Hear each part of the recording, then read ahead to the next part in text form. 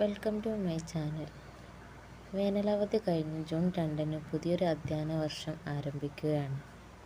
2ാം class മുതൽ 10ാം class വരെയുള്ള വിദ്യാർത്ഥികൾക്ക് ആദ്യത്തെ 2 ആഴ്ച ലഹരിക്കെതിരായ അവബോധം ഉണ്ടാക്കാനും നിയമബോധം ഉറപ്പാക്കാനുമുള്ള പ്രത്യേക പിരീഡുകൾ ടൈം ടേബിളിൽ ഏർപ്പെടുത്താൻ വിദ്യാഭ്യാസ മന്ത്രി നിർദ്ദേശിച്ചിട്ടുണ്ട്.